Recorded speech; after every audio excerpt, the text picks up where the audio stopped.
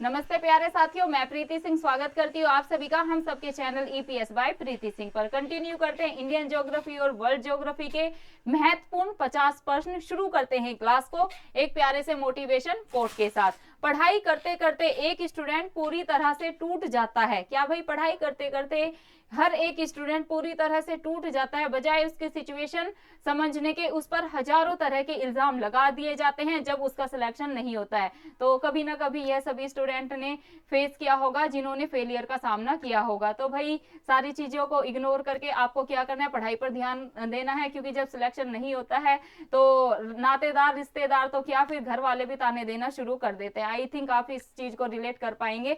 वही क्वेश्चंस पे फोकस करते हैं। फर्स्ट क्वेश्चन देखिएगा, इंडियन ज्योग्राफी और वर्ल्ड ज्योग्राफी से हमने क्या लिया है, भारत का कुल विवरण क्या है। यहाँ पर बात हो रही है भारत का कुल क्षेत्रफल कितना है। विवरण आ जाए या भाई क्षेत्रफल आ जाए, बात एक ही है, कंफ्यूज नहीं हो जाना है। ठीक है, अगर आपसे एग्जाम में पूछ लिया जाए भारत का कुल विवरण कितना है या भारत का कुल क्षेत्रफल कितना है, तो आपका आंसर क्या होगा कि 32,87,263 वर्ग किलोमीटर। कितना है, 32,87,263 वर्ग किलोमीटर। आप इसको 2 से 3 बार रिवाइज करेंगे ना तो चीजें याद हो जाएगी, डरने की ऐसी कोई बात नहीं है।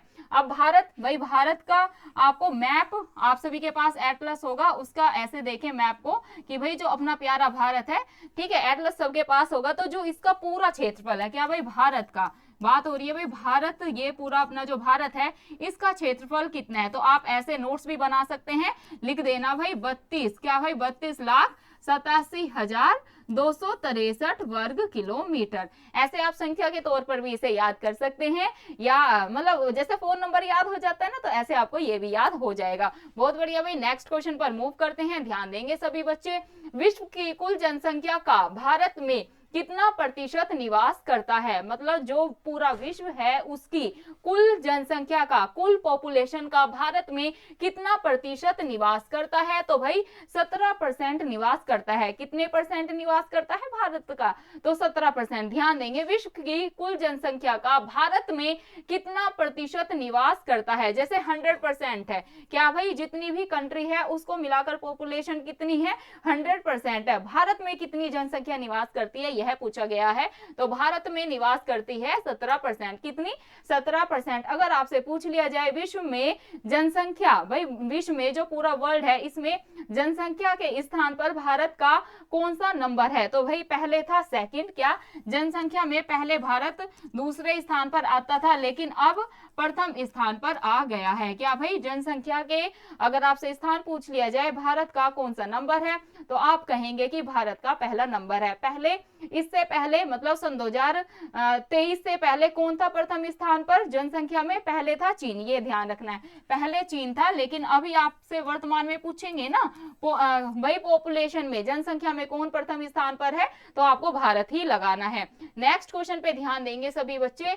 भारत की स्थल सीमा से कौन कौन से देश लगे हैं, भारत की जो स्थल सीमा है उससे कौन कौन से देश लगे हुए हैं, तो ध्यान देंगे भाई बांग्लादेश लगा हुआ है, चीन लगा हुआ है, पाकिस्तान लगा हुआ है, नेपाल लगा हुआ है, बर्मा लगा हुआ है। क्या भाई, बर्मा और भूटान, ये आपको ध्यान रखना है। कौन कौन भाई, बांग्लादेश 1, चीन 2, ये आपको ध्यान में रखना है। 3 नंबर पे पाकिस्तान, 4 नंबर पे नेपाल, फिर बर्मा याद रखेंगे और फिर आप भूटान याद रखेंगे। नेक्स्ट क्वेश्चन पे मूव करते हैं। नेक्स्ट क्वेश्चन देखिएगा भाई, बहुत ज्यादा महत्वपूर्ण है। कर्क रेखा से हर एग्जाम में क्वेश्चन बनता ही बनता है। क्या है क्वेश्चन, कर्क रेखा किस राज्य से सबसे पसंदीदा है, बताएं, या कर्क रेखा भारत के किन किन राज्य से होकर गुजरती है। क्वेश्चन पूछने का तरीका कई बार अलग हो जाता है, क्वेश्चन की लैंग्वेज चेंज हो जाती है, लेकिन सिंपल सा क्वेश्चन यही है कि कर्क रेखा भारत के किन किन राज्यों से होकर गुजरती है। तो ध्यान देंगे सभी बच्चे, कर्क रेखा वैसे सिंपली बात की जाए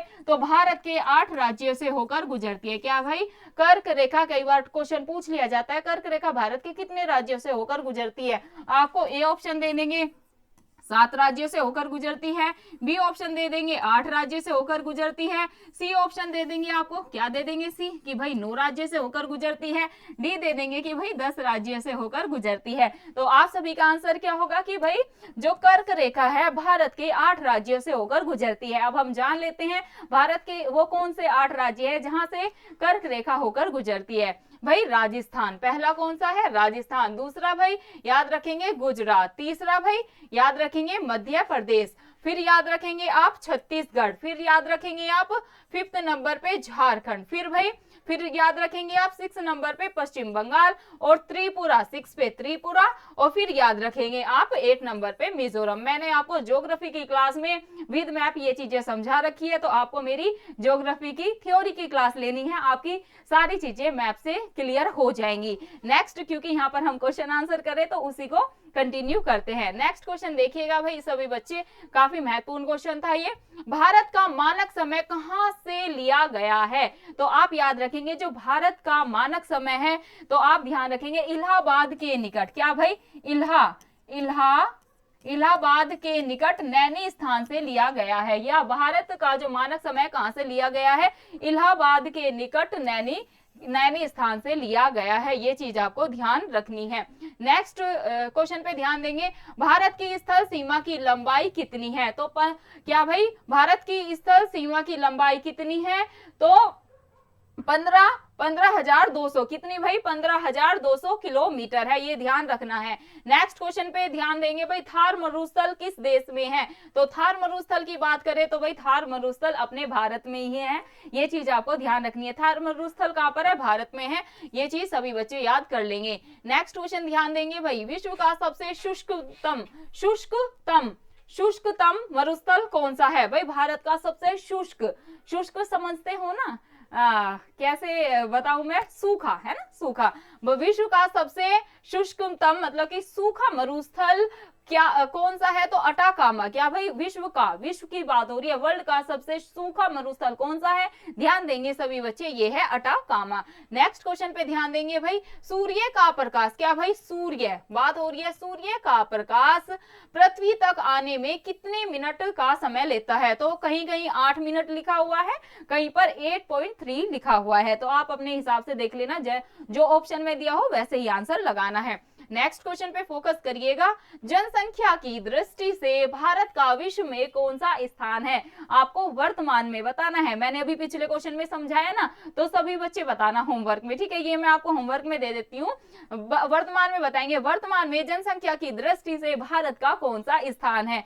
नेक्स्ट क्वेश्चन पे फोकस करते हैं, भारत का विश्व में कौन सा स्थान है? तो भारत का विश्व में 7वां स्थान है, ये चीज आपको ध्यान में रखनी है। नेक्स्ट क्वेश्चन, भारत के दक्षिण पश्चिम में कौन सा सागर है? तो भारत के दक्षिण पश्चिम में अरब सागर है। कौन सा भाई? अरब सागर है।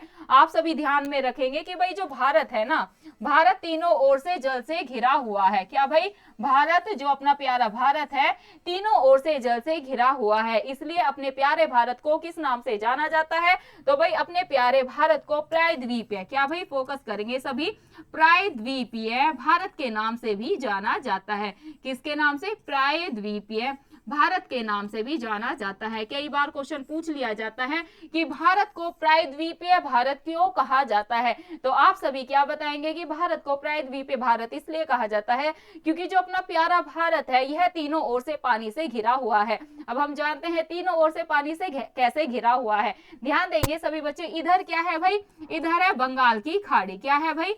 इधर है बंगाल की खाड़ी, ये क्या है भाई? ये है बंगाल की खाड़ी। अगर इधर की बात करें तो इधर क्या है भाई? इधर है अरब सागर। क्या है भाई? इधर है अरब सागर, जिसकी अभी हमने बात करी। अभी क्या बात करी हमने?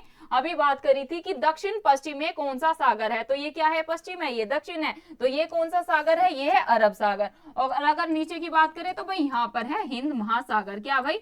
दक्षिण में है हिंद महासागर। इसलिए आप सभी ने अब देख लिया ना, भारत तीनों ओर से, क्या भाई? भारत तीनों ओर से जल से घिरा हुआ है। क्या भाई? भारत तीनों ओर से जल से घिरा हुआ है, इसलिए जो अपना ये प्यारा भारत है, इसको क्या कहा जाता है? इसको प्रायद्वीपीय भारत कहा जाता है। क्या भाई?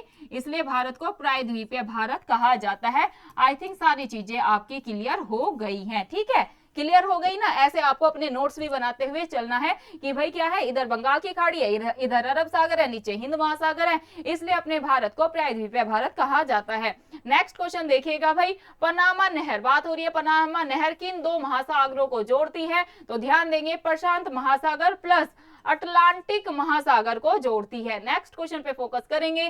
शिव सुंदरम किस नदी द्वारा बनाया गया है? कई बार एग्जाम में क्वेश्चन पूछा गया है, तो कावेरी नदी के द्वारा बनाया गया है। नेक्स्ट क्वेश्चन पे फोकस करेंगे। नेक्स्ट क्वेश्चन देखिएगा, मानस पशु विहार की बात हो रही है, किस राज्य में स्थित है? मानस पशु विहार आते ही क्या लगाएंगे? असम। मानस असम, ऐसे रिलेट करके याद कर सकते हैं। क्या भाई? मानस असम। क्या भाई? मानस असम। 2-3 बार रिपीट करेंगे ना तो आपका आंसर एकदम राइट होगा। जो चीजें हमें ट्रिक से याद हो जाती हैं तो ट्रिक से भी कर लेनी चाहिए, ठीक है। चलिए भाई नेक्स्ट